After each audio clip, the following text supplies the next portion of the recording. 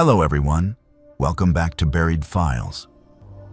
Tonight we bring you 7 deeply disturbing true Oregon horror stories that will challenge everything you thought you knew about the Pacific Northwest. These are not fictional tales, but real accounts from individuals who experienced the unexplainable in one of America's most enigmatic states. From the isolated Cascade Mountains to the forgotten tunnels beneath Portland, from quiet suburban neighborhoods to remote research facilities lost to time, Oregon harbors darkness that few dare to acknowledge. Each story has been meticulously compiled from witness testimonies, police records, archived documents, and first-hand confessions. What makes these accounts particularly chilling is their verifiable nature.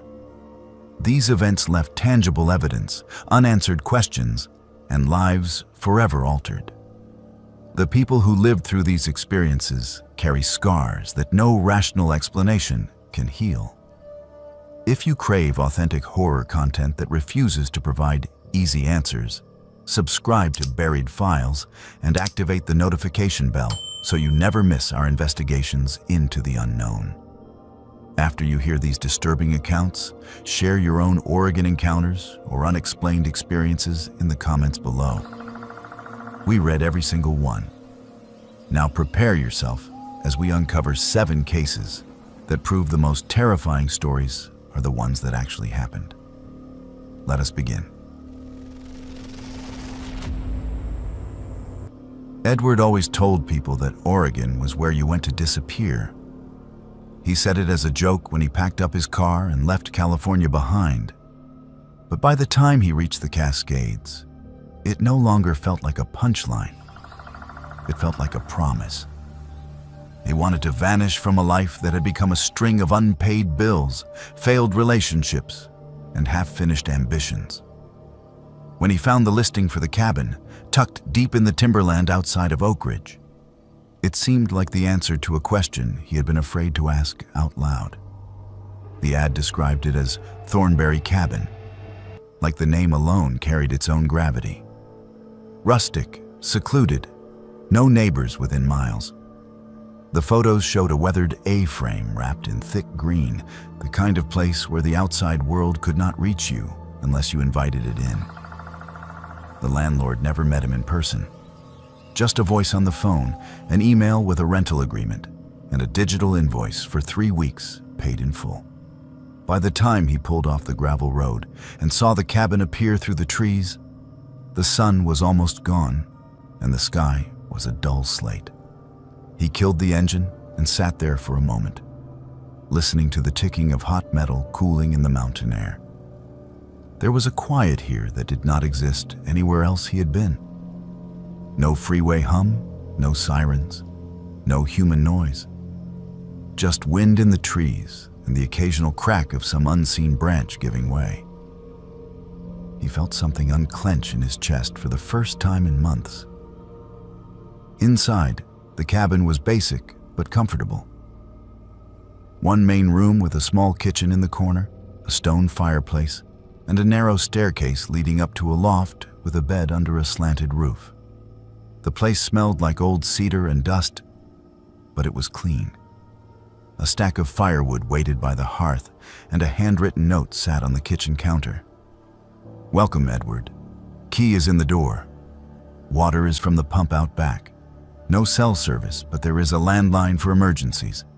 Please respect the property, and it will respect you. E."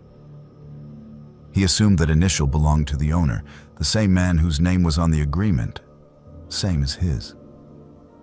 He found that strange for half a second, then laughed it off as coincidence. Oregon was full of people with Old English names. That was what he told himself as he unpacked his bags. The first few days passed exactly the way he wanted them to.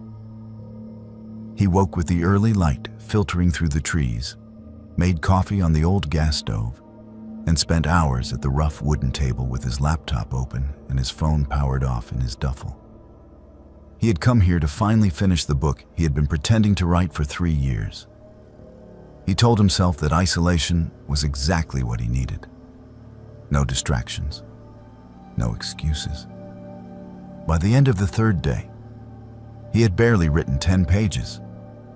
The words would not come, and every time he tried to force them, his eyes drifted to the window, to the wall of trees pressing up against the cabin. He found himself stepping outside more often, walking the perimeter of the clearing, peering into the forest, like he expected to see something watching him. There was nothing. There was always nothing. That bothered him more than it should have. On the fifth day, he noticed something wrong. It was small, almost insignificant. He had left his mug on the kitchen counter the night before, half full of cold coffee. When he came downstairs, it was in the sink, rinsed, with a sponge resting on the edge of the basin. He stared at it for a long moment. He tried to remember if he had moved it the previous night and simply forgotten, chalking it up to exhaustion. It was possible. He had been up late, scrolling old drafts, searching for some spark of inspiration. Maybe he had cleaned it on autopilot. That explanation held until the seventh day. He woke just after sunrise, the gray light filtering into the loft. He climbed down the stairs, rubbing the sleep from his eyes, and stopped at the bottom step. The chair at the table, his chair, was pulled out as if someone had just stood from it. His laptop, which he always closed at night, sat open. The screen was dark, but the lid was undeniably raised. He moved slowly, as if sudden motion might disturb something unseen. His first instinct was to check the door. The deadbolt was thrown. The chain was still latched. The windows were all locked, the frame stiff from age. There was no sign of forced entry. On the screen, when he tapped the trackpad, a document was open.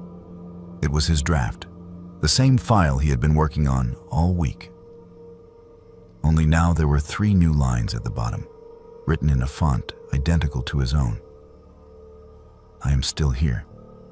You are not the first. You will not be the last. His heart hammered in his chest. He told himself that this had to be some kind of glitch. Maybe corrupted text from an old section he had deleted. He scrolled through the rest of the document, searching for duplicates, fragments. There was nothing else unusual. He deleted the lines, saved the file, and spent the rest of the day pretending he was not unsettled. He tried to work, but his eyes kept drifting to the corners of the room, to the door, to the ceiling. He kept hearing little sounds that he had not noticed before. The faint creak of the loft floorboards when no one was walking on them. The delicate scrape of something against the outside wall, like a branch being dragged back and forth. When night came, he lit a fire and told himself he was being ridiculous. It was an old building. Of course it creaked. That night, he dreamed the cabin was full of people. He could not see their faces, but he knew they were seated at the table, standing by the windows, lining the stairs. He sat in his chair while they crowded close, cold breath on his neck, whispering things he could not understand. When he woke, his throat was raw, as if he had been speaking for hours. On the 10th day, he found the journal. There was a loose board in the wall behind the bed in the loft. He had noticed it early on, but ignored it, more concerned with his lack of progress than cabin quirks. That morning, unable to shake the feeling that something was wrong, he tugged at it. The board came away easily, revealing a narrow cavity filled with dust and one small, cloth-bound book. The cover was cracked and faded, the pages yellowed. Inside, the first entry was dated October 3rd, 1983. The handwriting was neat, almost formal. I arrived at the cabin today. It feels like the world has finally gone quiet. This is where I will finish my work. I need distance from everything else. I need silence. The signature at the bottom of the page was his own name. Not his handwriting, but his name. He read for hours. The journal belonged to another man named Edward, who had rented the same cabin 40 years earlier. The entry started just like his own experience. Comments on the isolation, the peace, the hope that this place would finally allow him to complete whatever he had been working on. Then, slowly, the tone shifted. October 10th. I keep finding things moved. The chair, the cup, the lamp. I try to attribute it to forgetfulness, but I feel watched even when there is no one here. October 14th. I woke up to find writing on my page that I do not recall putting down.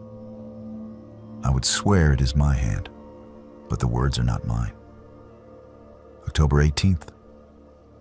The silence here is not empty. It is full of others. I hear them at night, moving through rooms that do not exist. Each entry felt like a distorted mirror of his own days. The details were different, but the pattern was identical. The creeping sense of being observed, the small changes in environment, the questioning of his own memory. The final entry was dated October 23rd, 1983. I understand now. The cabin is not a place, it is a door. It is open when someone like me comes here. Someone who wants to disappear. It gives us what we ask for. I can hear them better than ever tonight. They are not trying to scare me. They are trying to show me what comes next. I have decided to stay. When the next one comes, perhaps they will read this and understand. Perhaps they will join us. There was no signature. He stared at that last sentence until the words blurred. The logical part of his mind tried to explain it away. Maybe this was some elaborate attempt at horror by a previous tenant. Maybe it was a prank left behind by teenagers. Yet the dates, the aging of the paper, the dust behind the wall, none of it felt staged. He told himself that it did not matter. He would leave. The idea came to him with sudden clarity. He would pack his bags, lock the door, drive back down the mountain road, and find a motel with Wi-Fi and bad coffee and other human beings. The cabin could keep its ghosts, real or imagined. He went downstairs to close his laptop and shut down for the night, intent on leaving first thing in the morning. When he opened the document, there was new text waiting for him at the bottom. Do not run this time. You already stayed. His breath caught in his throat. He checked the file history, the timestamps. The last save had been hours ago, when he had finished fighting with a paragraph and walked away. The new line had no timestamp of its own. You already stayed. He closed the laptop with a snap and unplugged it, as if that simple act could sever whatever was happening. He went to his bag, yanked clothes from drawers, stuffed them inside. He did not bother folding anything. He grabbed his keys from the hook by the door, his heart pounding so hard he could feel it in his teeth. When he threw the deadbolt, the handle did not budge. The lock turned, the chain slid free, but the door itself remained stubbornly fixed in place. He put his shoulder into it. The wood shuddered, but did not open. There was no give, no sense of a stuck latch or warped frame. It felt like pushing against a wall. He moved to the windows. The latches clicked open easily, but when he tried to raise the glass, it would not move. Not even a millimeter. His fingertips went numb from the strain. He backed away slowly, the room suddenly too small, the walls too close.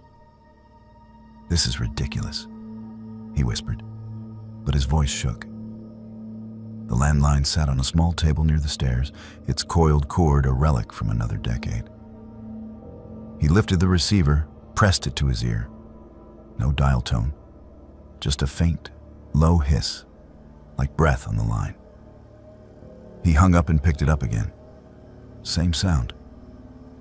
That night, The voices did not wait for him to fall asleep.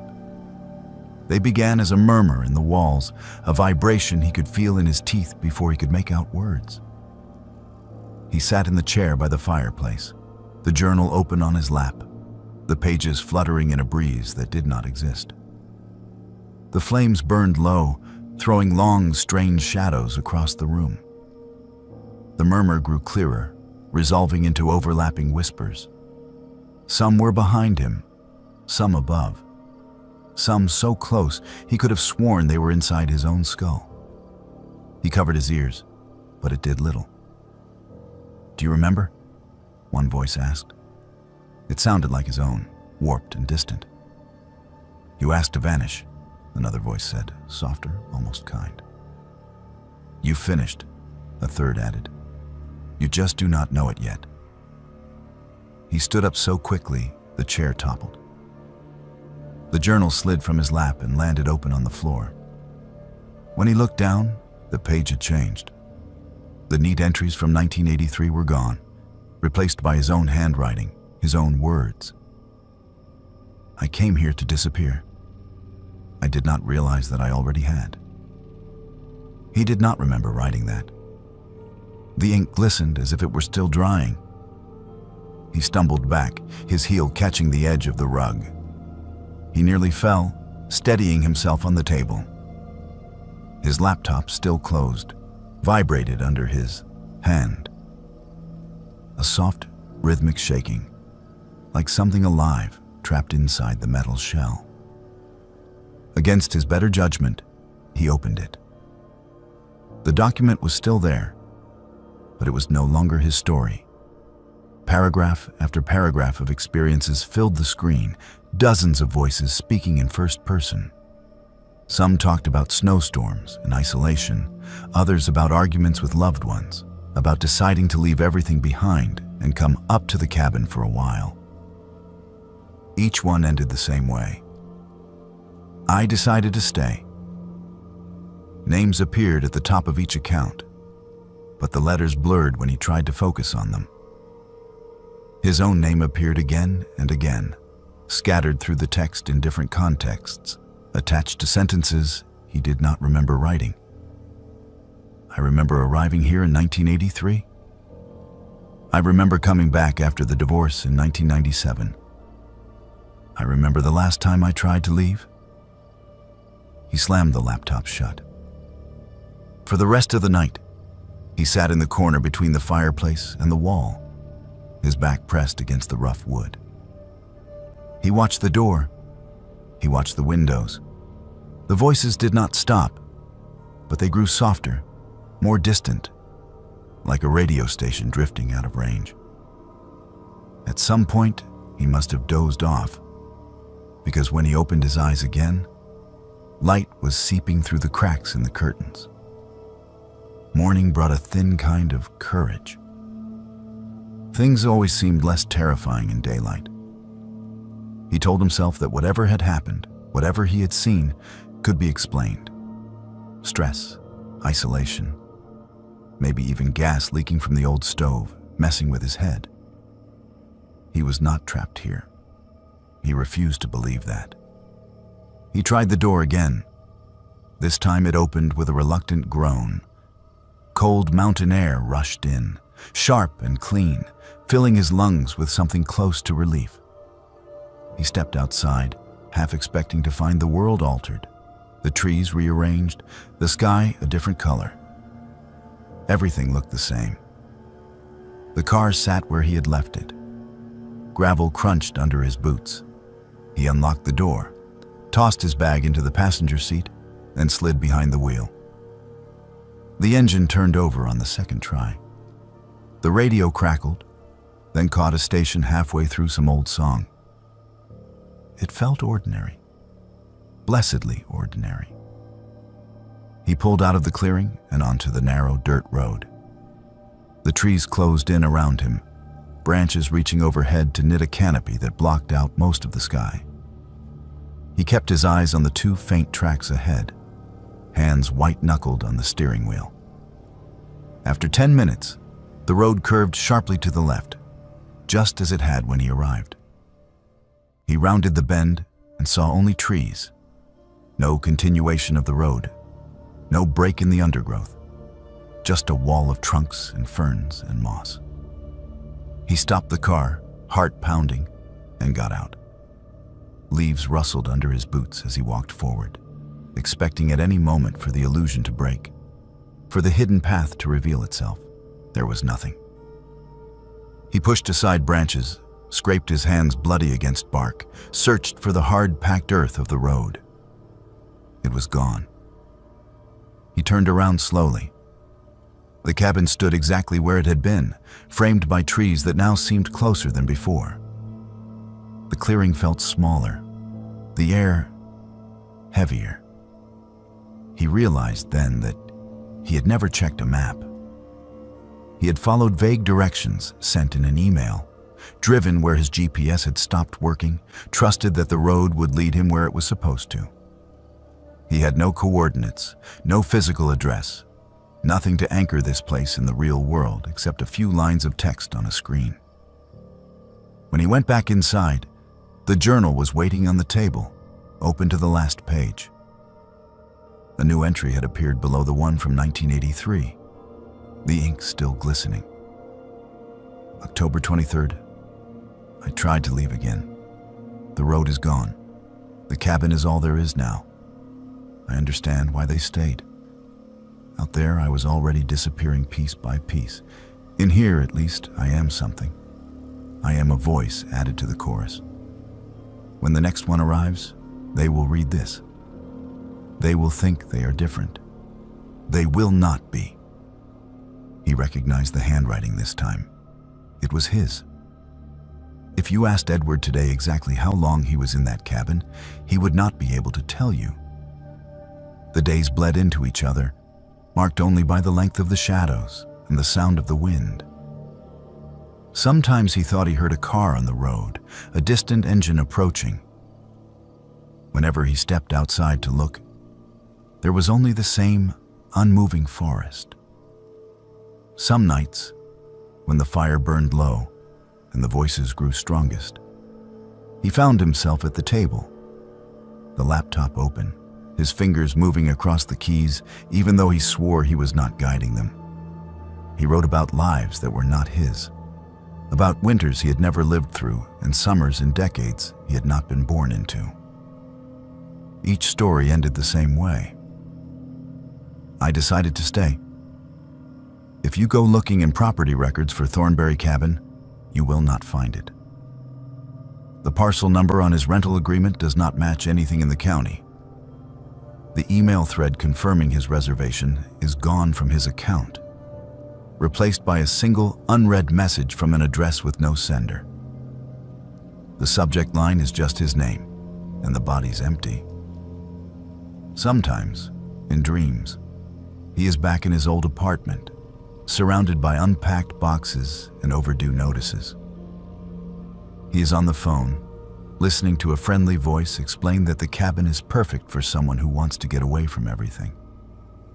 He hears himself say yes. He always says yes. The last line in the journal, the one he never remembers writing but finds every time he opens it, is simple. If you are reading this, you have already stayed longer than you meant to. The road will not be there when you turn back. The cabin is patient. It has all the time in the world. The question is not whether you will leave. The question is how long it will take you to admit that you already did.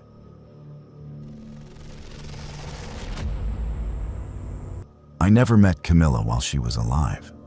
By the time I first heard her name, she had already been in the ground for 3 months, and I was being told I owned everything she left behind. The call came on a gray March morning, the kind of Oregon day where the clouds sit low enough to feel like you could reach up and smear them across the sky with your palm. I was at my tiny apartment kitchen table in Portland, half awake, scrolling emails and nursing a lukewarm cup of coffee. My phone lit up with an unknown number from a small town I had never heard of. Normally, I let those go to voicemail, but something made me answer. The man on the other end introduced himself as an attorney from Klamath County. He asked to confirm my full name, my date of birth, and my mother's maiden name. I braced myself for some kind of debt collection pitch, but instead he said very calmly that I had been named in the will of a recently deceased relative. Her name was Camilla. I told him he must have the wrong person. I did not have any relatives named Camilla. My family tree was small and painfully familiar.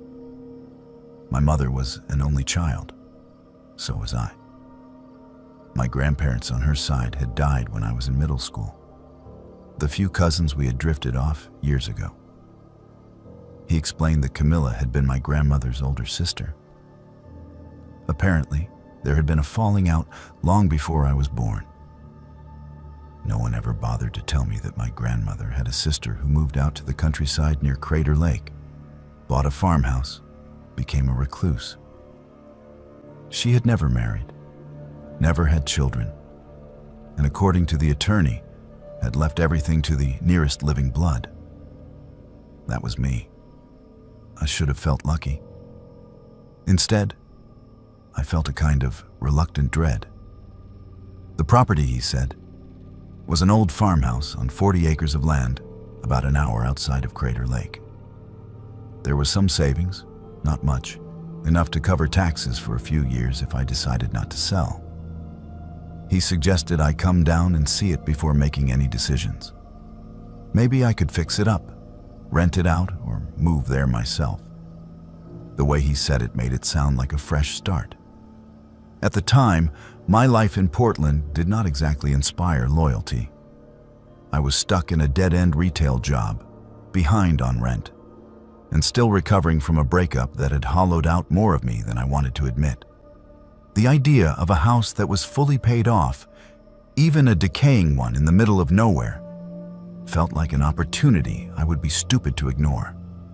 I told him I would come down the next weekend. The drive to the property took me off the main highway, past the usual tourist routes, and onto narrower roads that wound between dark stands of pine. Little by little, signs of other people thinned out. The last gas station I saw was 20 miles back. My cell service vanished somewhere between one bend and the next, the bars flickering away as if someone had reached out and pinched the signal shut. The attorney's directions were precise. Turn left at the rusted mailbox with no name, follow the gravel road for 3 miles, cross the creek, then keep going until you see the fence. The mailbox appeared exactly where he said it would. The gravel road, more pothole than solid ground, clawed at my tires. When I finally crossed the shallow creek and climbed the low hill on the other side, I saw the fence. Beyond it, sitting alone in a clearing surrounded by dense woods, was the farmhouse. It was not the collapsing ruin I had expected. The white paint was peeling, but the structure was intact. The roof looked solid. A wraparound porch sagged a little at one corner, but all 4 posts still stood. The windows were all covered from the inside, but their glass was unbroken. There was a barn off to the left, and a chicken coop long since abandoned, its wire run filled with weeds. The front gate groaned when I pushed it open. A crow watched me from the fence post, head cocked to one side as if weighing my worthiness. The air smelled like wet earth and old wood. The attorney met me on the porch, holding a manila folder and a ring of keys. He was older, with thinning hair and the tired politeness of someone who has had this exact conversation too many times. We went through the legalities, the signatures, the acknowledgments. Then he pressed the keys into my palm and told me, in a careful tone, that my great-aunt had been an unusual woman. Before he left, he said something that stuck with me. He paused at the top of the porch steps, looked back at the front door, and said, "She was very particular about her mirrors." I asked him what he meant, but he only shook his head and walked back to his car. The house was quiet in the way of places that have seen years of human life. And then, suddenly, none. The air inside was still and faintly stale, but not rotten. It smelled faintly of lavender and dust. The first thing I noticed were the shapes on the walls. Every mirror in the house, and there were many, was covered with black cloth. In the front hall, a long rectangle hung where a hall mirror should be, draped in heavy fabric pinned tightly around the frame. In the parlor, a large oval over the fireplace was cloaked in the same way. Even a small mirror above the bathroom sink was wrapped and tied like a strange, dark gift. At first, I thought someone had died in the house, and the mirrors were covered in some old superstition. I told myself I would take the cloths down later once I had walked through everything. It did not feel right to start by undressing the house like that. The rest of the place was unnervingly orderly. Bookshelves lined one wall of the parlor, filled with neatly arranged volumes. The kitchen drawers were organized with almost obsessive care. Every knife, spoon, and measuring cup had its defined place. On the kitchen table lay a single sheet of lined paper, held down by an unlit candle. The handwriting was small and precise. Do not remove the coverings. Do not let them see themselves. Do not stay after dark if you do. See. I stood there for a long moment, reading and rereading those 3 sentences. The logical part of my brain filed it away as evidence of eccentricity. Maybe she had been afraid of spirits. Maybe she had some mental illness that manifested in rituals like this. There were 100 explanations that did not involve anything supernatural.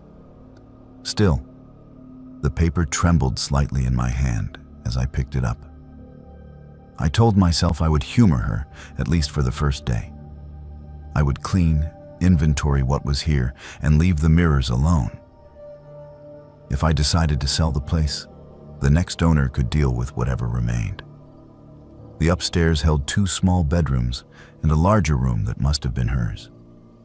Each one had at least 1 mirror, and each one was covered in black cloth so tightly there were no gaps, no glimpse of glass beneath. Her bedroom had 3, one above the dresser, one freestanding full length against the wall, and one odd, narrow thing between the 2 windows. The coverings were pinned with small, rusted nails. The only place without any mirrors was the basement. The door to the basement was off the kitchen, half hidden behind a tall cabinet. I almost missed it. The steps were steep and narrow, and the light switch at the top of the stairs did nothing when I flipped it.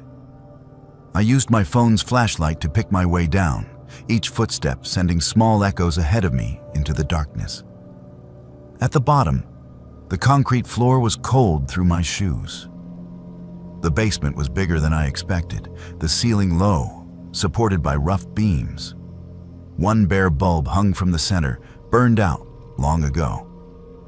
The smell down there was different from the rest of the house.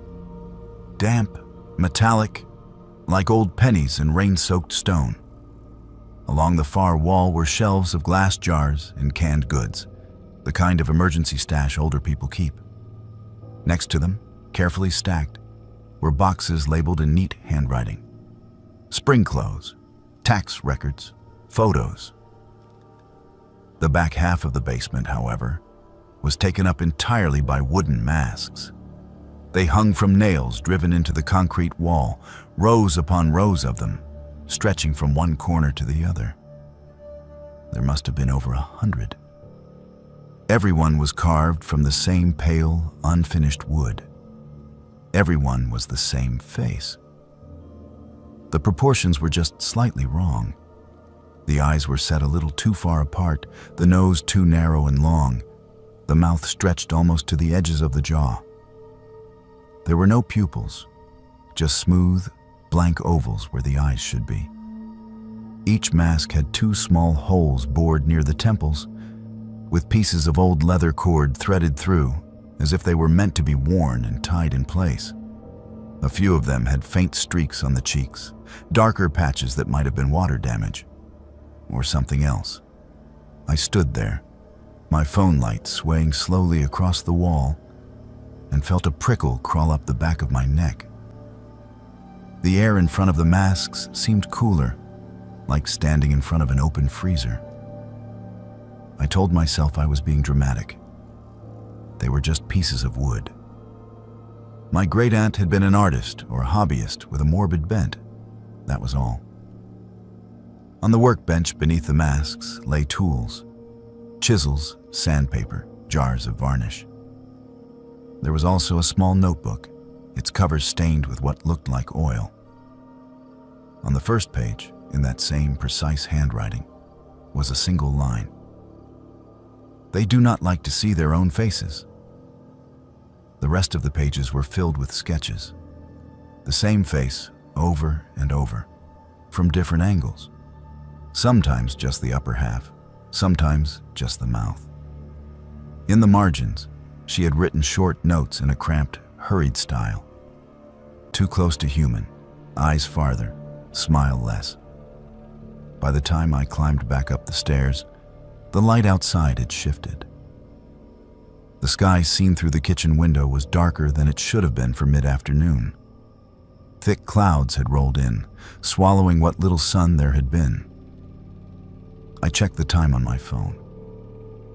I had been down there less than 20 minutes. The sensible decision would have been to leave.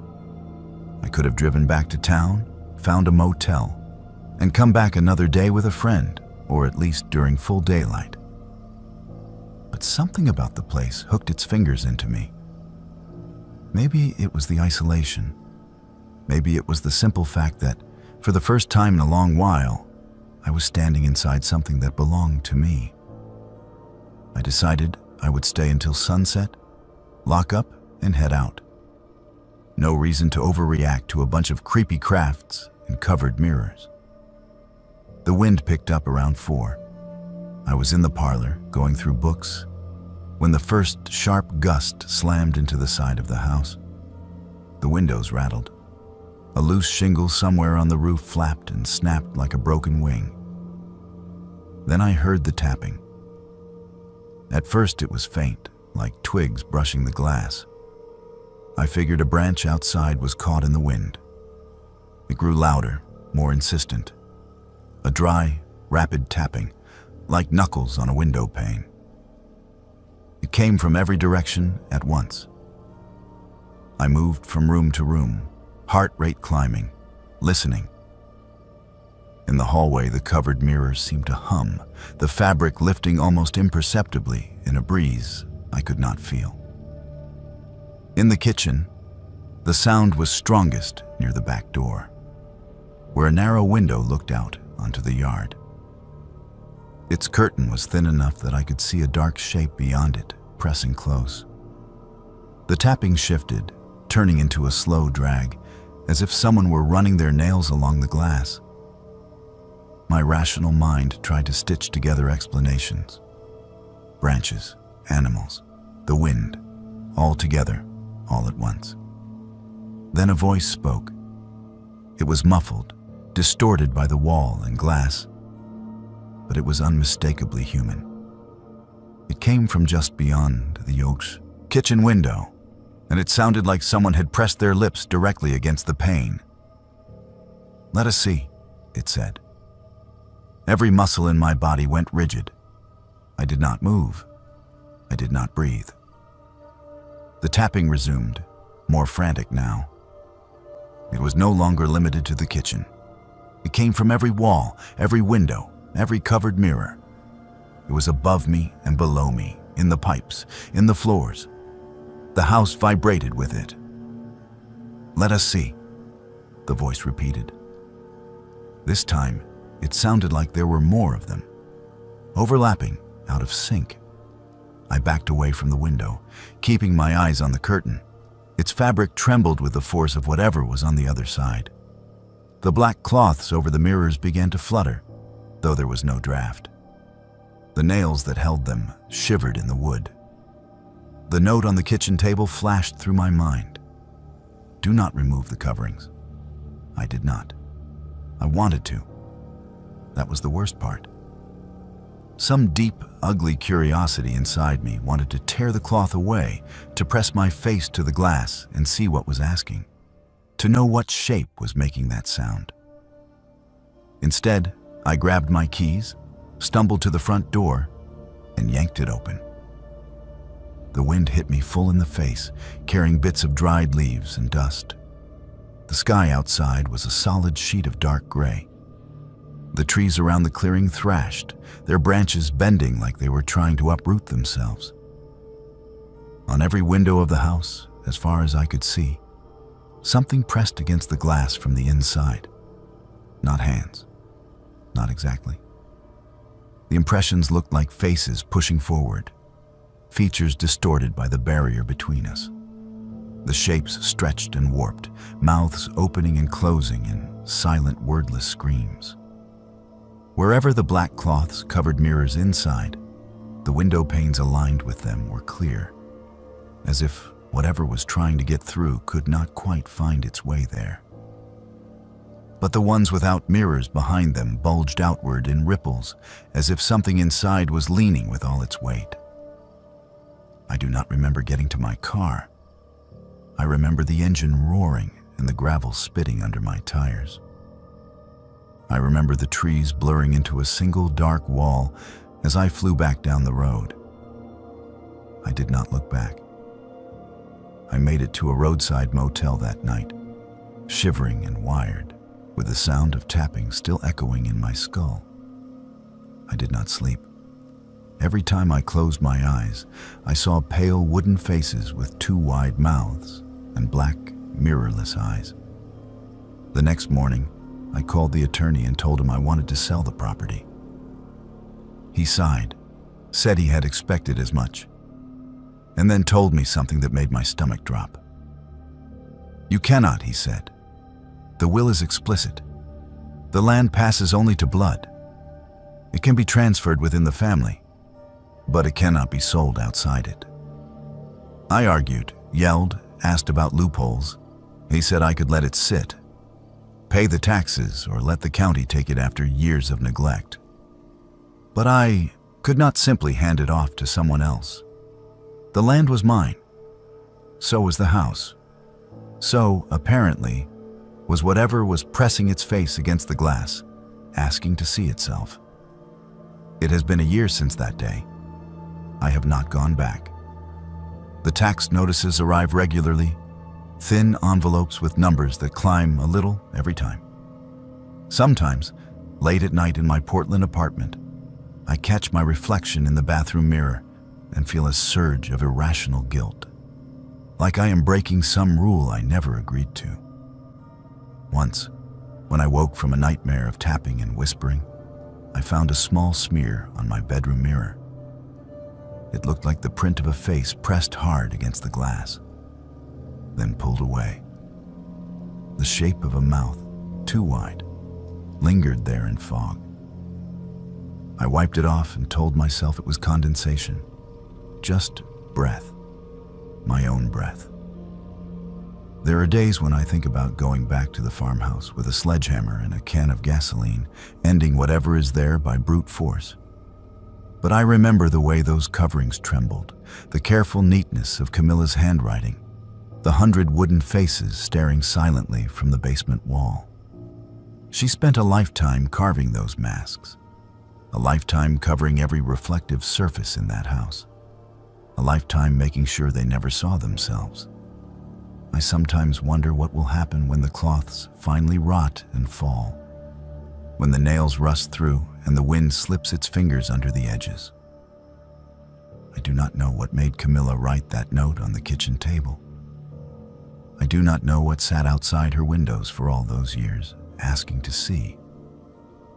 I only know that whatever it is still out there, pacing the perimeter of that clearing, waiting patiently for glass and silver to be uncovered.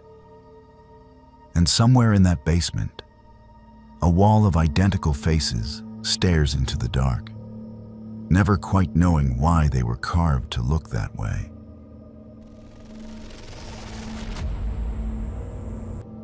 Simon always said Portland did not have real ghosts, just echoes. He liked to stand on the Morrison Bridge at night, looking down at the black water, and talk about all the things the city had covered up with coffee shops and murals. I used to roll my eyes at him, but I went along anyway, because Simon had a way of turning his obsessions into gravity wells. If he was into something, you got pulled in whether you meant to or not. By the time he became fixated on the tunnels, I knew it was only a matter of time before something went wrong. It started as a history rabbit hole. He sent me articles about the old Shanghai tunnels under downtown, the stories about sailors dragged through hidden doors in saloons, waking up on ships halfway to Asia. Most of that lore is exaggerated, I know.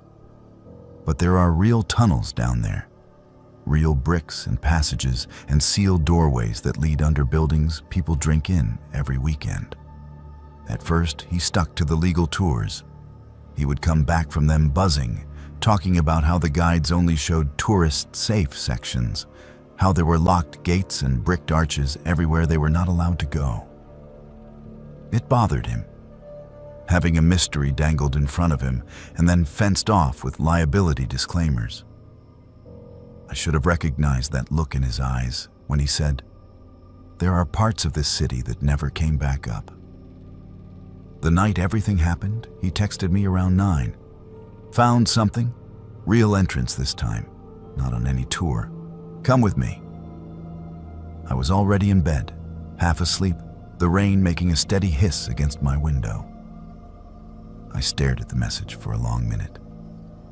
Simon had dragged me through enough questionable adventures that I knew how this would go. We would sneak into somewhere we were not supposed to be.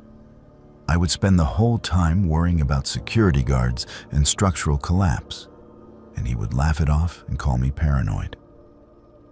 I told him I had an early shift. That was only half a lie.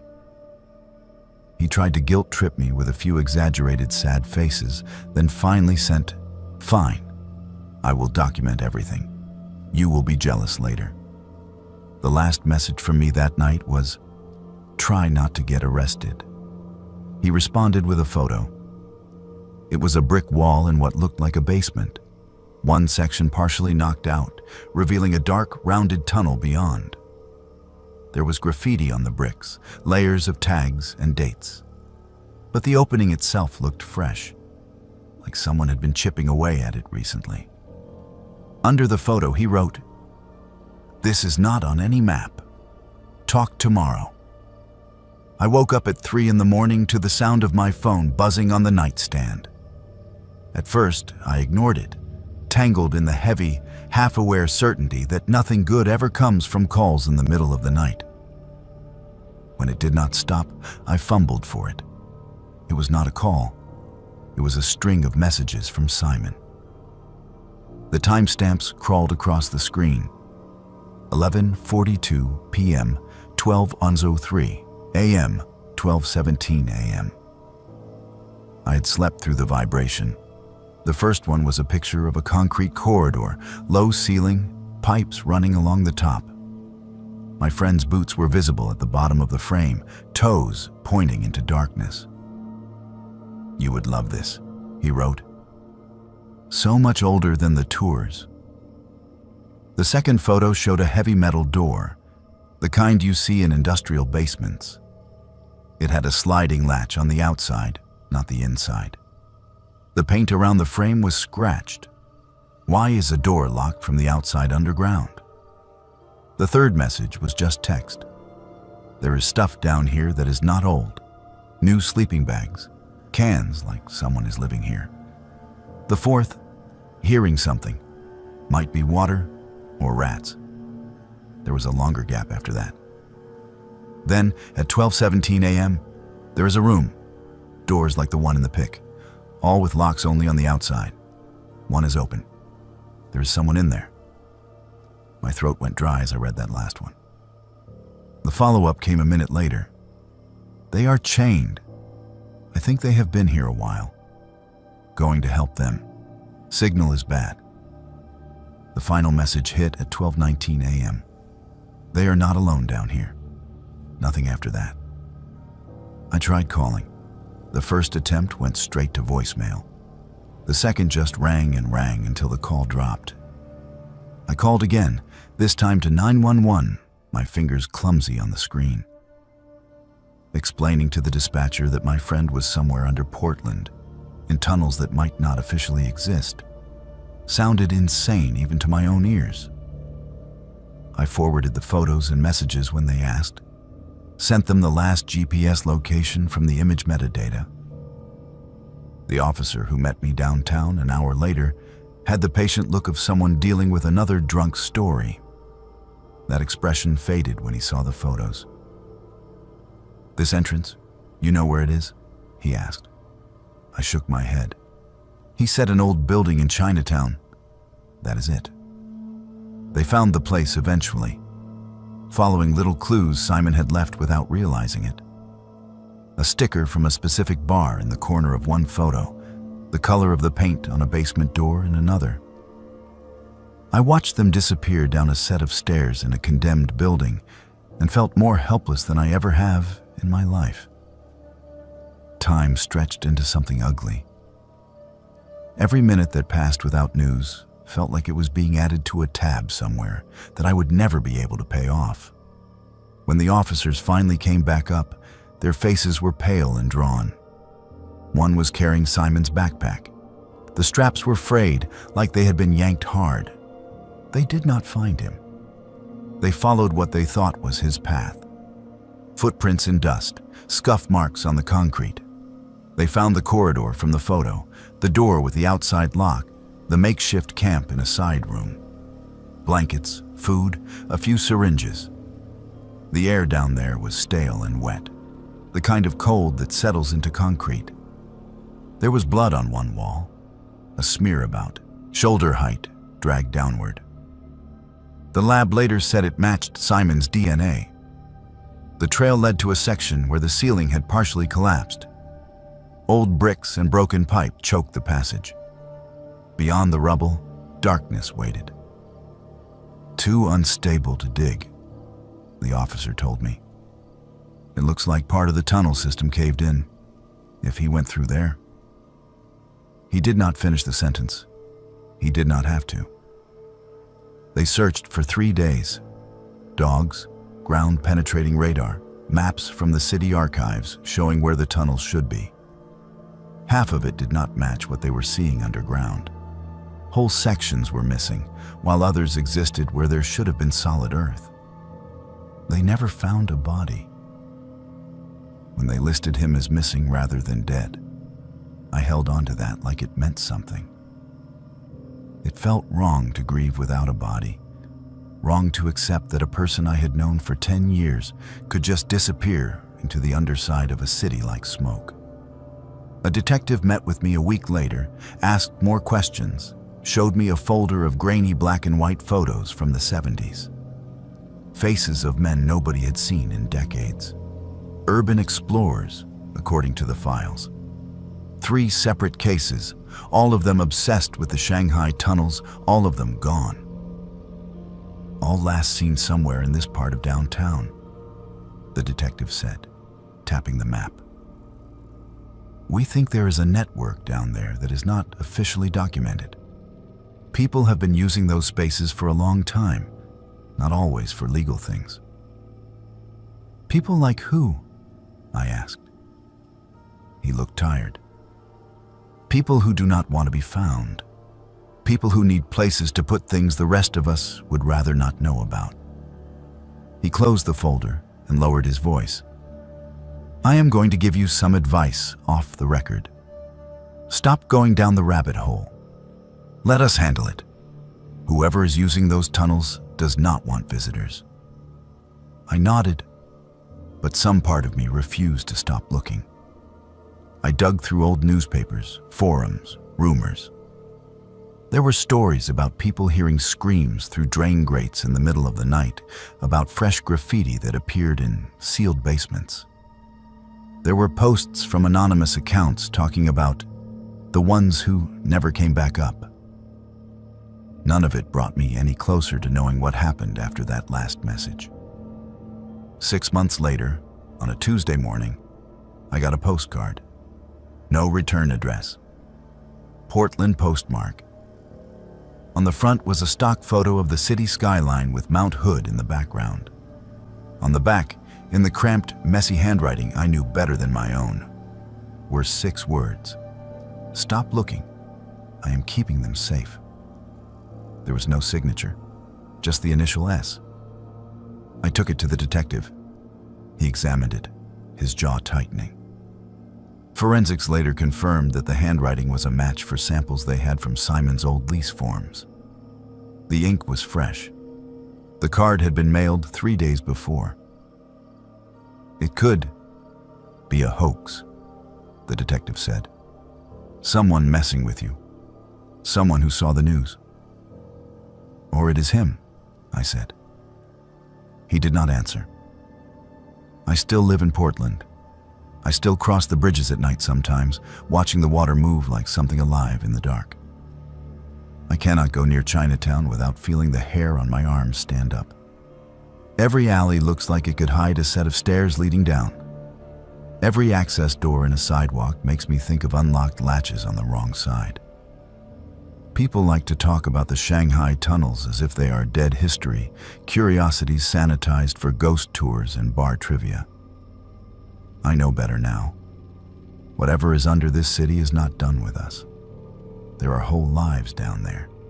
Stories sealed away under brick and concrete, chained in rooms no one was supposed to find. If that postcard really came from Simon, it means he made a choice I do not understand.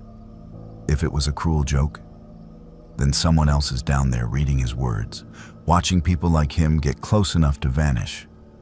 Either way, when the sidewalks are quiet and the manholes glisten with rain, I catch myself listening for echoes that do not belong topside. I keep my distance, but the tunnels are still there, breathing under everything.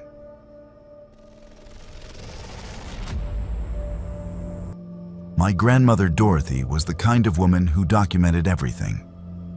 She kept receipts in envelopes sorted by year, recorded every phone conversation on cassette tapes, and filled filing cabinets with genealogy research that went back 8 generations. When she died, I inherited more than her house outside Salem. I inherited boxes of cassettes, notebooks, and a single audio recording that I wish I had never listened to. She had been living alone for almost a decade by then. My grandfather passed when I was still in high school. And after that, Dorothy threw herself into local history projects. She interviewed descendants of Oregon Trail families, transcribed old letters, and spent hours at the county archives pulling records from the 1840s. She loved the past more than the present, maybe because the past felt safer, more knowable. When she started calling me in the spring of 2020, her voice carried a strange kind of excitement I had not heard in years. She told me she was recording sounds in her house at night, not creaking pipes or settling beams. Voices. At first, I thought she was confused, maybe slipping into early dementia. I suggested she get her hearing checked, maybe see a doctor. She laughed at me, that dry, crackling laugh she had, and said, "I am not losing my mind. I have proof." She mailed me a CD a week later. The case was labeled in her careful handwriting.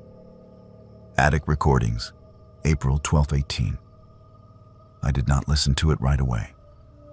I was busy, distracted, and part of me did not want to hear whatever nonsense she had convinced herself was real. It was not until after the funeral, when I was sorting through her things in that quiet house, that I finally found the CD player and pressed play. The first track was ambient sound. The low hum of the house settling, a distant creak, wind brushing the roof. Then, faintly beneath it all, I heard something else. A voice. No, multiple voices, layered and indistinct, like a conversation happening in another room through a closed door. I turned the volume up and leaned closer. The words were in English, but the cadence was strange, formal, almost archaic. One voice, male and rough, said something that sounded like, How many days since the crossing? Another voice, softer, replied, We do not count days anymore. The recording continued for 11 minutes. The voices came and went, sometimes clear, sometimes lost under static. They asked questions about wagons, about weather, about a place called Barlow Road. One voice kept repeating the phrase, Still walking, always walking. I sat on the floor of her attic, the player balanced on my knees, and felt something cold settle into my chest. Dorothy had done her research. I found her notebook next to a stack of other CDs, each one carefully dated and labeled. Inside, she had written notes in the margins, cross-referencing what the voices said with historical records. She identified them as members of the Meek Cut-Off Party, a group of settlers who took a disastrous detour off the Oregon Trail in 1845. 23 people from that group were never accounted for. They vanished somewhere in the Cascade Mountains and were presumed dead. But Dorothy did not think they were dead. She thought they were lost. One entry in her notebook, dated May 3rd, read, They do not understand they are gone. They think they are still traveling. When I ask how long they have been walking, they cannot answer. Time does not move for them the way it does for us. She had been talking to them. I found more recordings, dozens of them. In one, Dorothy asked directly, Where are you now? The reply came after a long pause, distant and hollow. Still crossing. We see the ridge, but it never comes closer. How long have you been crossing? Another pause, then, Your time does not pass here. The last recording she made was dated June 10th, 2 days before she disappeared. The file was labeled Final Conversation. I almost did not play it. My hands shook as I pressed the button, and for a moment I considered throwing the whole CD case into the trash and walking away from whatever this was. But I needed to know. The recording began with Dorothy speaking clearly, calmly, like she was settling into a familiar routine. I am ready, she said. Show me where you are. Silence followed, stretching out for nearly a minute. Then came the sound of footsteps, not hers. Multiple sets, walking in unison, their rhythm slightly off, like people moving through deep snow or across uneven ground. A door opened. That should not have been possible. I had been in that attic a dozen times as a kid. There was no door, just 4 walls, a narrow staircase, and a single window that looked out over the back property. But on the recording, a door opened. The hinges groaned, old and stiff. Cold wind rushed into the microphone, distorting the audio with a low, buffeting sound. Then the voices returned, all at once, overlapping. Step through. We have held the crossing open.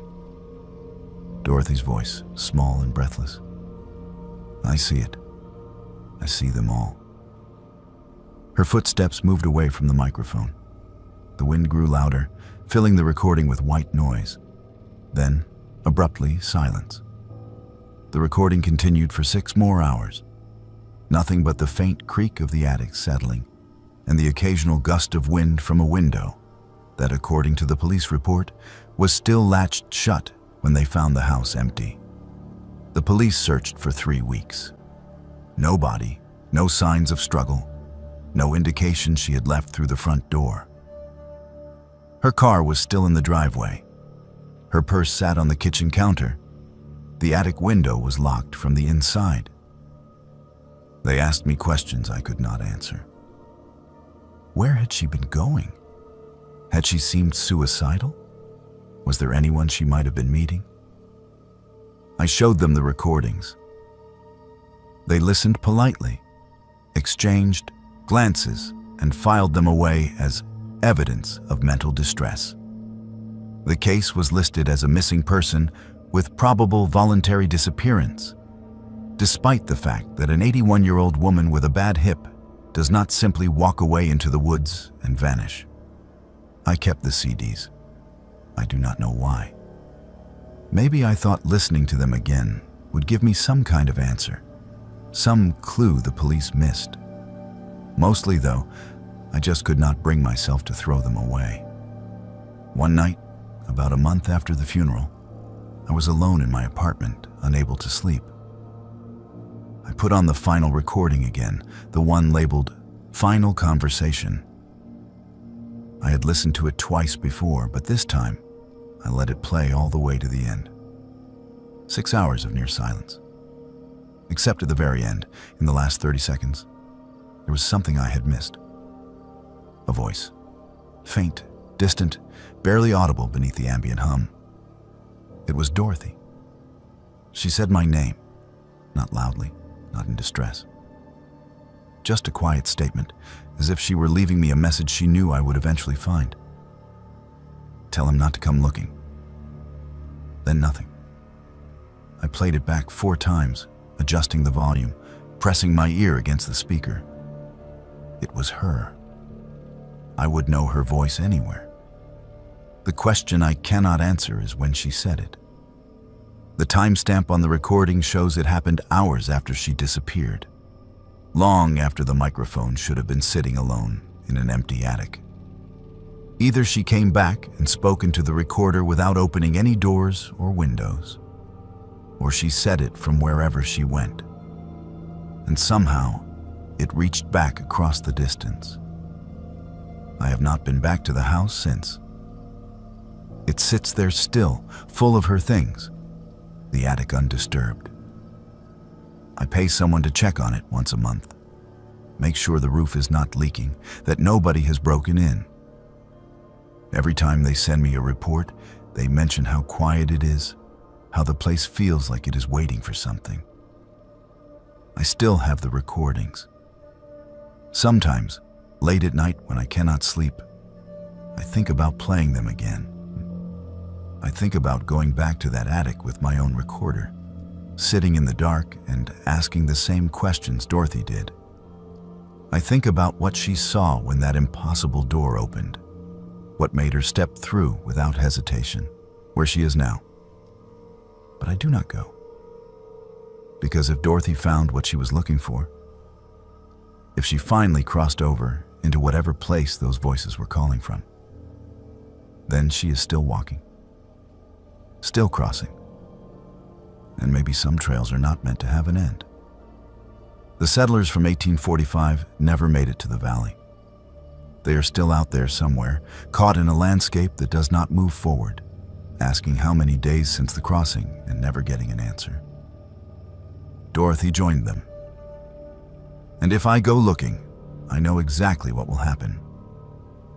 I will hear my name on a recording I have not made yet, spoken from a place I cannot reach, telling whoever listens after me the same thing she told me. Do not come looking. Some people get lost in the woods. Some people get lost in time. Dorothy got lost in both. And the voices in the attic are still asking how long it has been since the crossing, still waiting for the ridge that never comes closer, still walking through a version of Oregon that stopped existing 175 years ago. They do not know they are gone. Maybe Dorothy does not either.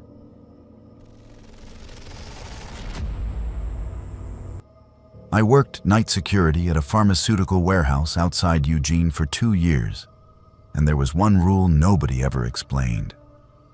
They just told you on your first shift, wrote it in the handbook, and expected you to follow it without asking questions.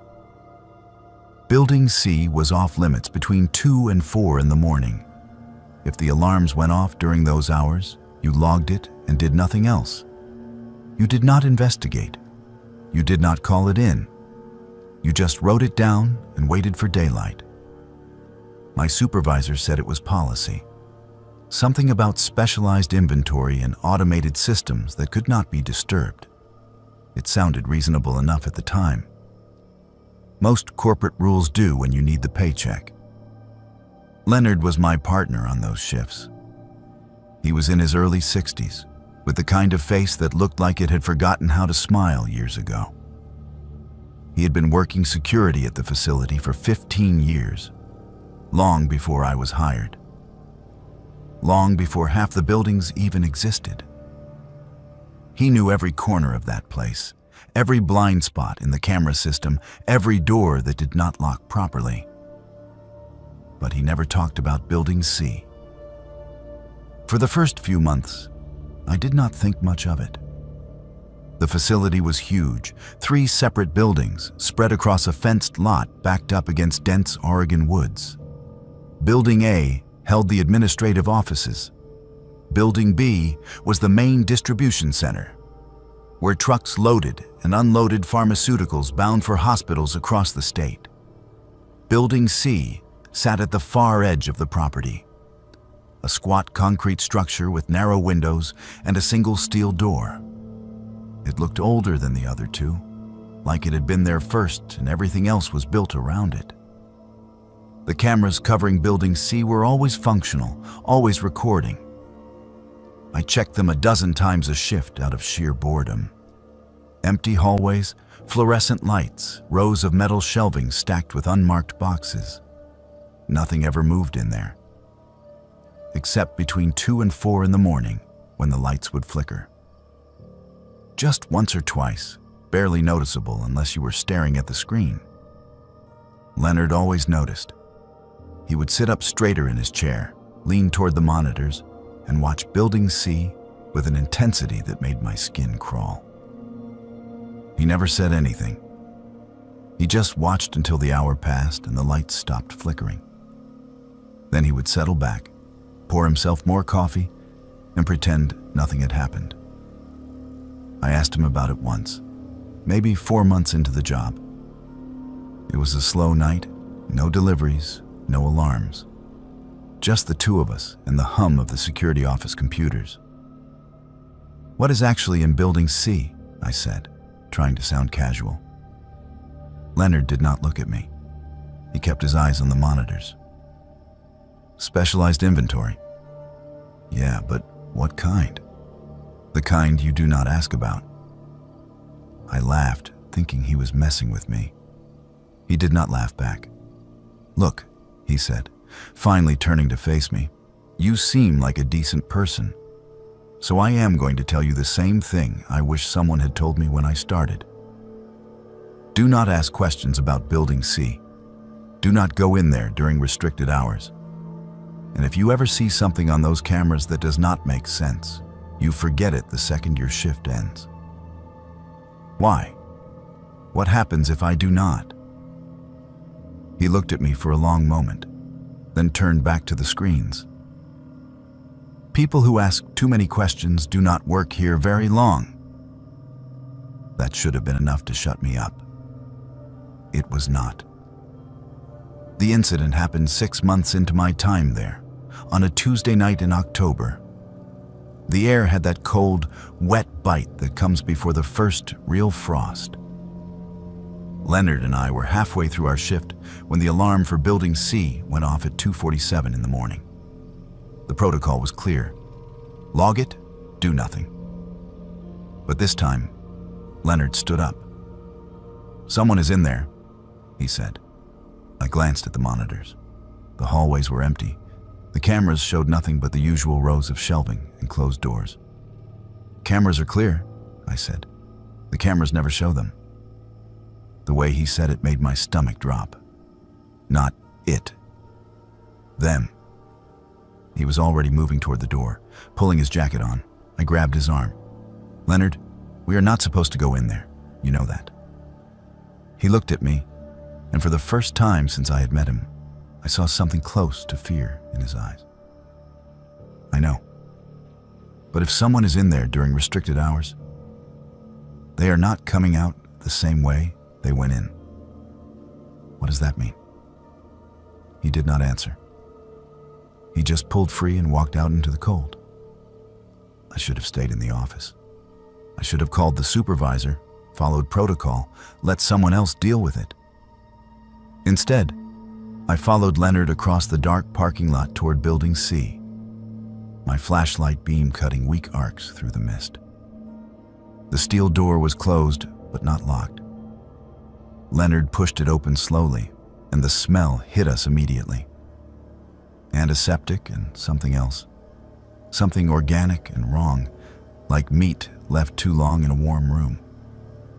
The hallway inside was exactly as it appeared on the cameras. Fluorescent lights, metal shelves, concrete floors. Empty. But the air was different. Heavier.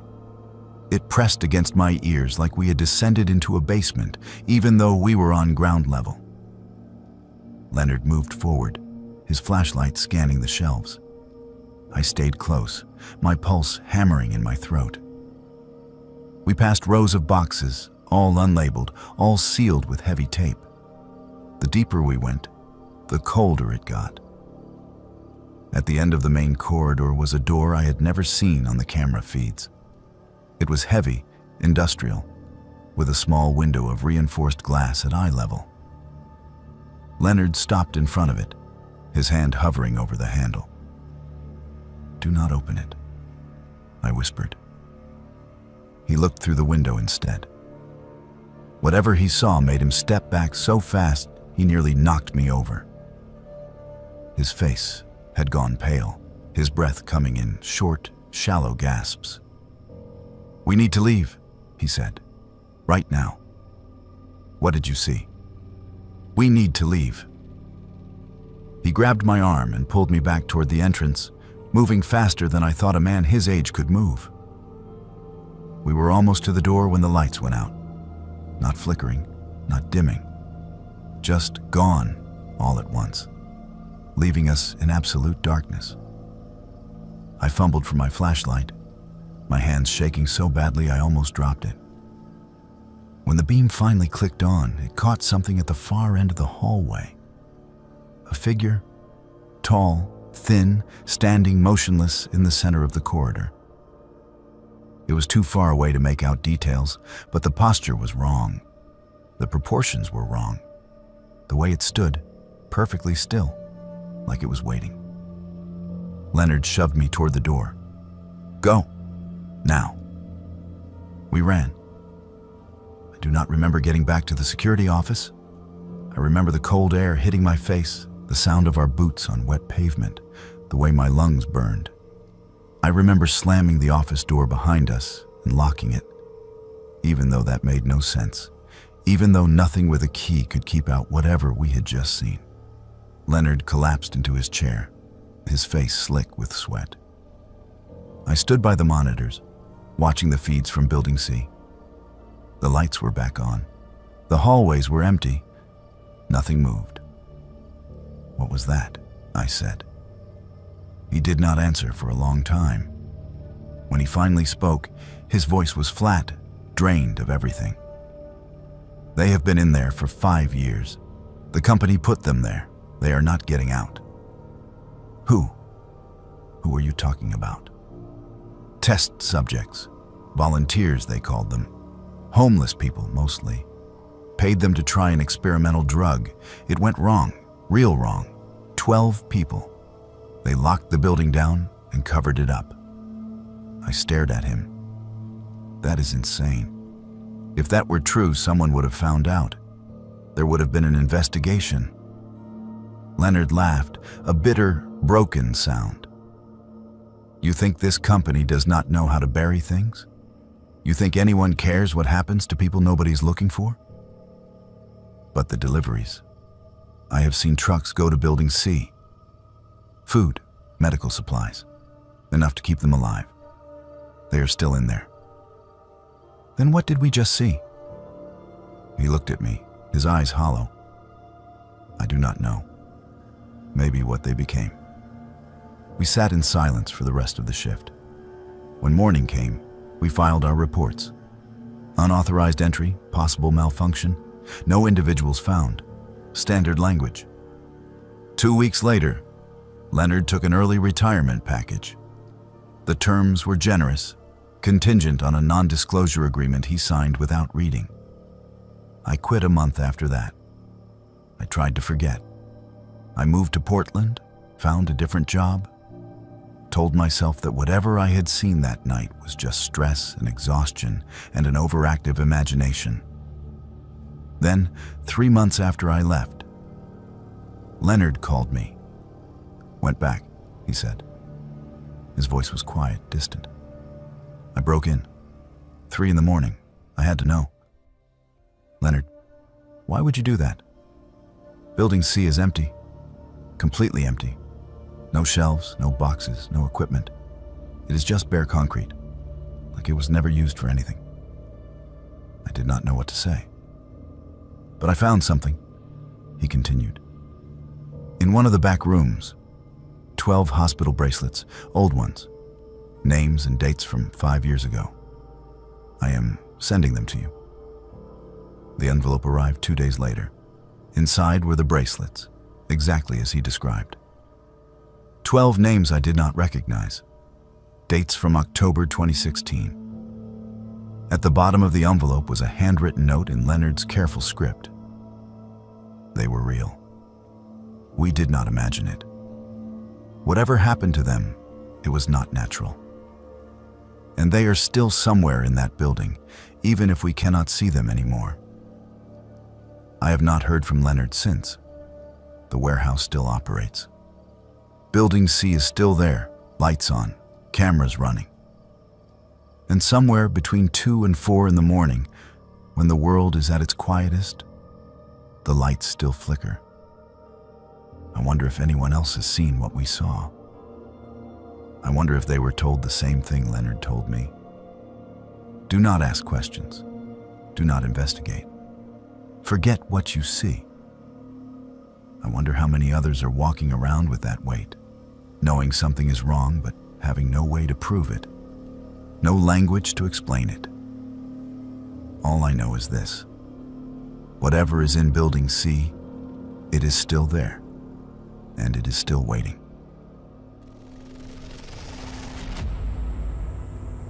For 3 years, I lived next door to Viola, and I thought she was just a lonely old woman who baked too many cookies and talked too much about the past. She lived on the other side of a duplex in Bend, one of those older buildings where you can hear your neighbors sneeze through the walls. I moved in during the summer of 2017, fresh out of college, working my first real job and trying to pretend I had my life together. Viola was there the day I arrived, standing on her porch with a plate of oatmeal cookies wrapped in plastic. She was small, probably late 70s, with white hair pinned back in a bun and the kind of floral dress that looked like it belonged to a different decade. Her smile was warm, her voice soft and grandmotherly. "Welcome, dear," she said, handing me the plate. "It is so nice to have someone young next door again. The last tenant was hardly ever home." I thanked her, made small talk about the neighborhood, and went inside to unpack. Over the next few weeks, she became a fixture in my routine. She would knock on my door with leftovers, invite me over for tea, ask about my family. It was comforting, in a way. I had moved to a city where I did not know anyone, and Viola filled a gap I had not realized was there. She talked about her late husband constantly, how he had understood her hobbies, how patient he had been, how much she missed having someone to share things with. She asked about my family with an intensity that felt a little intrusive, but not alarming. Did I have sisters? She always wanted daughters. Was I close with my mother? Family was so important. I answered politely, kept things vague. It felt rude to shut her down completely. In the second year, she asked me for help moving boxes in her basement. Her knees were bad, she said, and she could not manage the stairs alone anymore. I agreed, partly out of politeness, partly out of guilt for how often I had declined her invitations for dinner. The basement was cleaner than I expected. No cobwebs, no musty smell, just concrete floors and wooden shelves lined with plastic storage bins. They were labeled in neat handwriting, each one marked with a woman's name and a year. Jennifer, 1986. Caroline, 1993. Melissa, 2001. "My collection?" Viola said, running her hand along the edge of one bin. I have been gathering for decades. I assumed she meant photos or letters, memorabilia from people she had known. The bins were heavy when I lifted them, contents shifting inside with a dull, muffled sound. I did not ask what was in them. It felt like prying. She thanked me with another plate of cookies. The smell started in the summer of 2019, during a brutal heat wave that turned the duplex into an oven. At first, I thought something had died in the walls. A rat, maybe, or a bird trapped in the attic. It was sweet and rotting, thick enough to taste. I knocked on Viola's door to ask if she was noticing it too. She nodded, wrinkling her nose. Rats in the crawl space. I have an exterminator coming tomorrow. The smell lingered for 3 weeks, gradually fading as the weather cooled. I stopped thinking about it. Then a woman went missing. It was all over the local news. A 23-year-old graduate student from Corvallis, last seen jogging near a nature trail about 50 miles away. The search went on for days. Volunteers combed the woods. Police put out appeals for information. I watched the coverage with the same detached concern most people have for tragedies that happen to strangers. Viola watched it differently. She sat in front of her television with the volume turned up, leaning forward in her chair. When they showed the missing woman's photo, Viola murmured, "Such a shame. She looked like a sweet girl." Then, quieter, "She reminds me of my collection." I glanced at her, confused. "Your collection?" She smiled at me, that same warm, grandmotherly smile. "Yes, dear." She has that look about her. It was an odd thing to say, but I brushed it off. Old people said strange things sometimes. I went back to my apartment and did not think about it again, until the police showed up. It was early morning, just after 6. I woke to the sound of heavy boots on the porch and voices speaking in low, clipped tones. I looked out my window and saw 3 patrol cars parked in front of the duplex, their lights off, but their presence impossible to ignore. Officers were knocking on Viola's door. She answered in her bathrobe, looking small and confused. They showed her a piece of paper, a warrant. I watched from behind my curtain as they went inside. It took less than an hour for the first officer to come back out, his face pale, his hand pressed to his mouth. He leaned against the porch railing and sucked in deep breaths like he was trying not to be sick. Another officer radioed for backup. Then another. Within 30 minutes, the street was full of cars, and yellow tape cordoned off the entire property. Forensics arrived. Then the news vans. I stood in my doorway, shaking as a detective approached and asked if I had noticed anything unusual about my neighbor. I told him no. I told him she baked cookies and talked about her husband and seemed harmless. He nodded, wrote something down, and told me I would need to stay somewhere else for a few days while they processed the scene. It was not until that night, sitting in a motel room with the television on, that I learned what they found. 17 bodies. All women, aged 19 to 30. Some had been there for decades, buried in the crawl space beneath the basement, wrapped in plastic and buried in shallow graves. Others were more recent. The missing graduate student from Corvallis was among them. Viola had been killing women for 35 years. The news showed photos of the victims, names I did not recognize, faces that stared out from the screen with frozen smiles. The reporter explained that Viola had confessed within hours of her arrest, showing no remorse, speaking about the women as if they were possessions she had collected and preserved. "They are still with me," she told investigators. "That is what matters." I thought about the bins in her basement, the labels, the names and years. I had moved those bins. I had lifted them, felt the weight shift inside, set them on shelves, and never once asked what was in them. I had touched the containers that held pieces of women Viola had murdered, women whose families had been searching for them, women who had been reduced to trophies in a basement I had walked through without suspicion. I thought about the cookies she baked in a kitchen that was 20 feet away from where she kept her victims.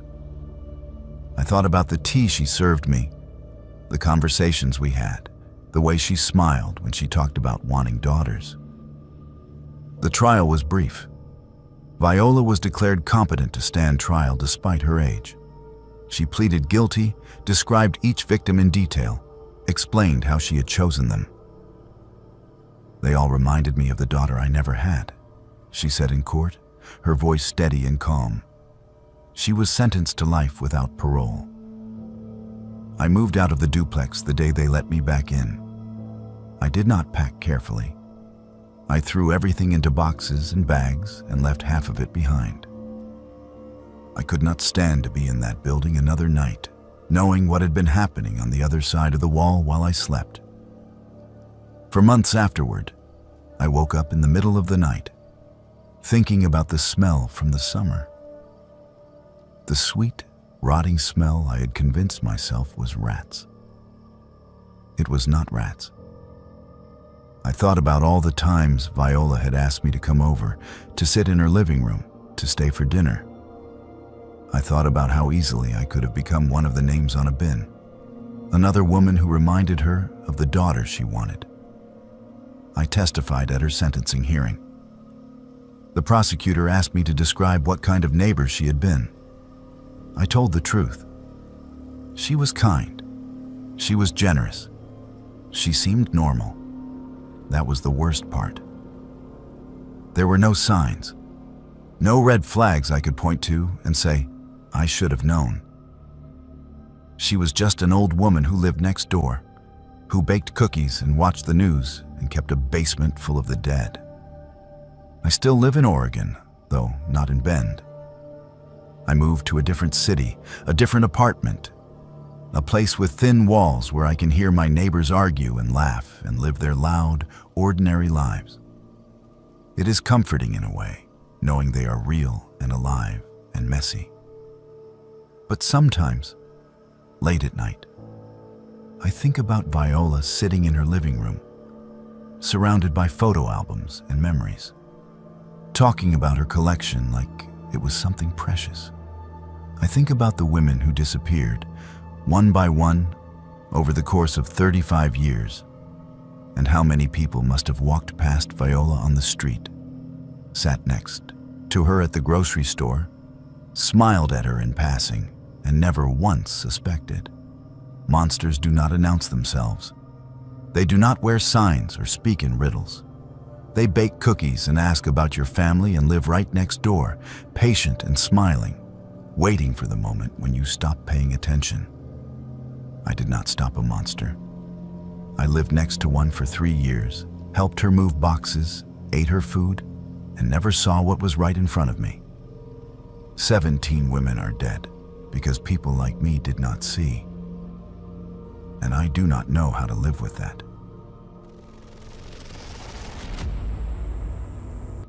Most people who talk about the Northam case start with the night the search team found the empty research station in the Wallowa Mountains. I have to start a little earlier than that, because my connection to it did not begin with headlines or documentaries. It began with a cardboard box my mother handed me after my grandfather Reginald died, and with 4 names written in black marker across the lid. Reginald, Margaret, Alfred, Sylvia. I knew my grandfather had been a psychologist at Oregon State University in the 70s. I knew there had been some kind of incident during a field study that ended his academic career.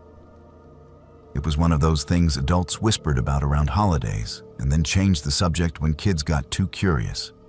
By the time I was old enough to ask directly, Reginald would just wave me off and say the lawyers told him not to talk about it. When he died, the lawyers were gone, and so was his fear. All that was left was the box. Inside were yellowed newspaper clippings, photocopies of university memos, and a stack of photocopied journal pages. On the very top was a photo I had never seen before. My grandfather standing in front of a squat concrete building half buried in snow, his arm around a woman I recognized from family albums as Margaret. On the back, in his shaky handwriting, he had written, "Last clear day, Wallowas, 1974. The clippings told the official story. 4 researchers from OSU, Reginald Northam, neurologist Margaret Fieldstone, graduate assistant Alfred Dunstone, and technician Sylvia Moorfield, traveled to a remote research facility in the Wallowa Mountains in December 1974 to conduct an 8-week study on sensory deprivation and group dynamics in isolation. Supply flights checked on them twice. On the 3rd visit, in mid-January, the station was found abandoned. Food left half prepared, equipment still running, no signs of struggle. A massive search followed. No bodies, no footprints, no clear explanation. The story faded over the years, replaced by fresher tragedies. Locals turned it into a campfire tale about the 4 who walked into the mountain and never came back. The papers in the box were what never made it into the news. The first pages were copied from my grandfather's research proposal. He wrote about exploring the boundaries of individual consciousness in group settings under sustained isolation and testing hypotheses regarding collective perception in sensory-minimized environments. That was the official language. Buried in a paragraph near the end was the part that made my skin crawl. We propose that, under certain conditions, consciousness may not be bounded by individual neurology, but instead may access deeper shared structures. Prolonged isolation in an environment of minimal external stimuli may thin the barrier between subjective minds and perhaps between mind and environment itself. The journal's pages were not his. They belonged to Margaret. Her handwriting was tight and slanted, the ink sometimes smeared where her hand must have brushed it while writing. The first entry in the stack was dated December 3rd, 1974, 3 days after they arrived at the station. "First session in the deprivation tank today," she wrote. "Standard parameters. 90 minutes per subject, full darkness, white noise. Baseline expectation, typical reports of drifting, disorientation, episodic memory replay. Actual results. All 4 of us reported the same image.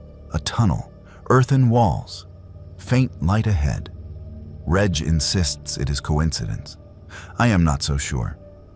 The next few entries charted a slow escalation. By December 9th, she was noting identical phrases appearing in their post-session interviews.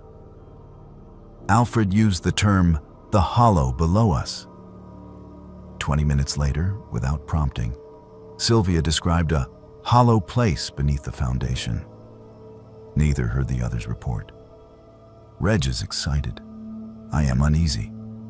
We are here to study isolation, not shared hallucinations. The entry from December 15th was the first time she mentioned the sound. Tonight, all 4 of us were woken by a vibration, like distant machinery or low chanting. The floor seemed to hum. Checking the instruments in the morning, Alfred found a brief spike in the seismograph. No recorded activity in the region. We are alone on these ridges. Yet something moved under us. The official logs from the supply flights were clipped to that page. The pilot's notes after the first visit were mundane. Team seemed fine. Supplies transferred. Weather clear. The second visit, on January 5th, was different.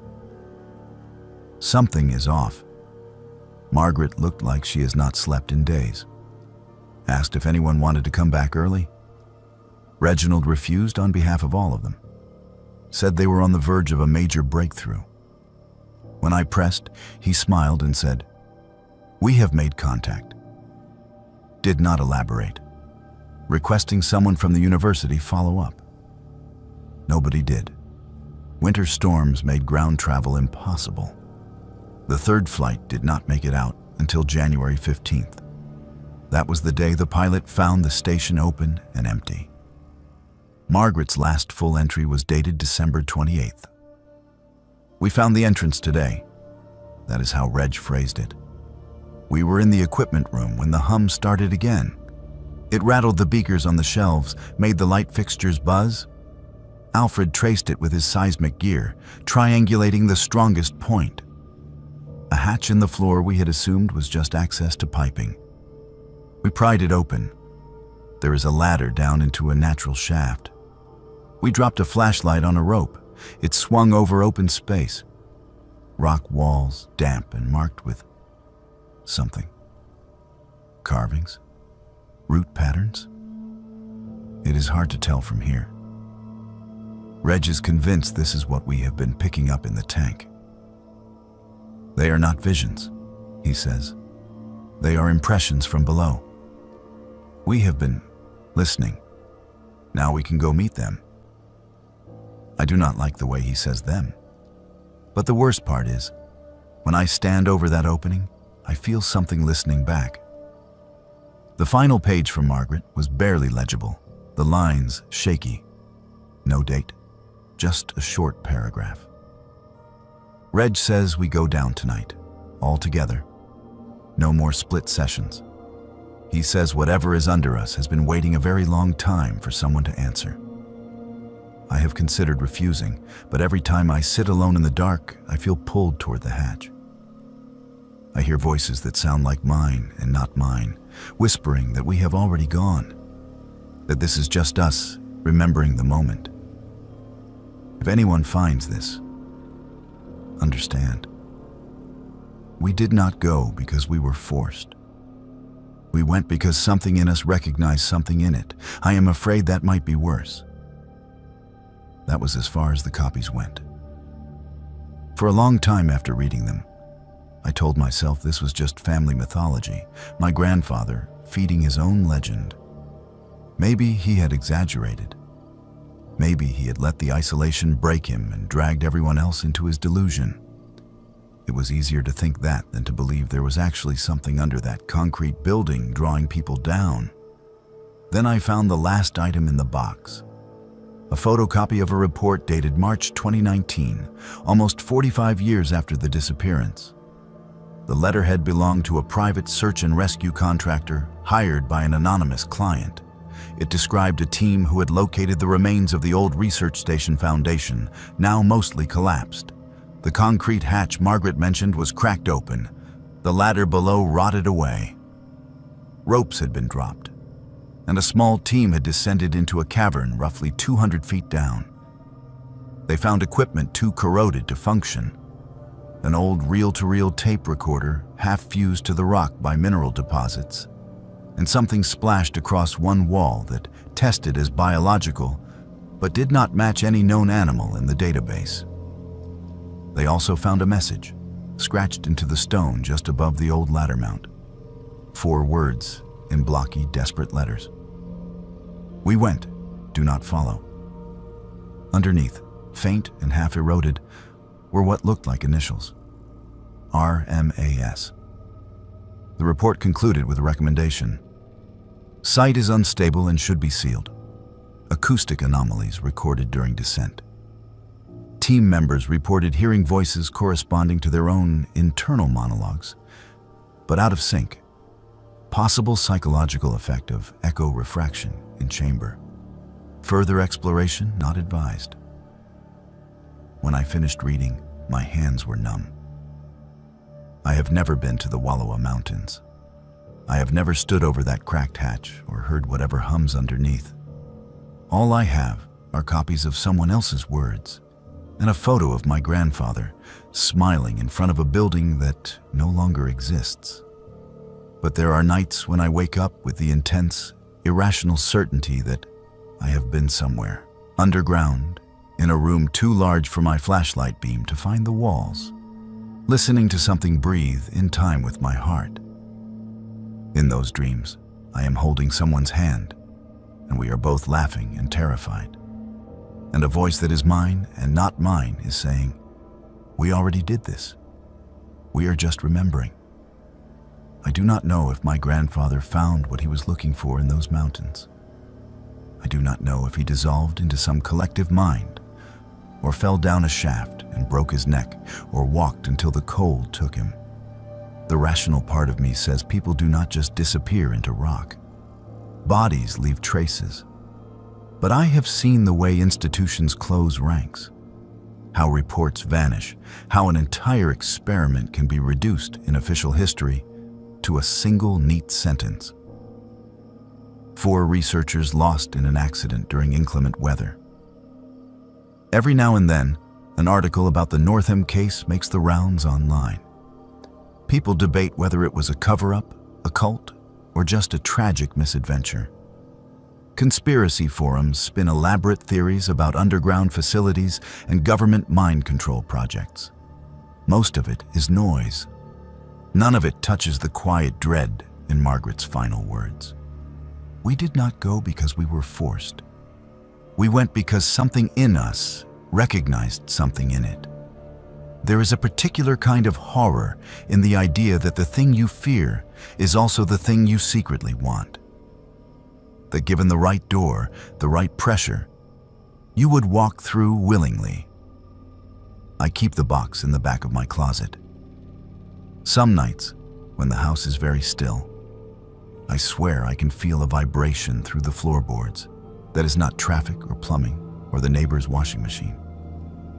A low, patient hum, like something very far below, is waiting for someone to listen. I tell myself it is nothing.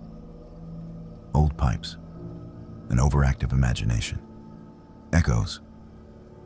Then I remember the words carved into stone deep under a mountain my family will never stop whispering about. We went. Do not follow. And I lie very still, pretending that warning was meant for somebody else.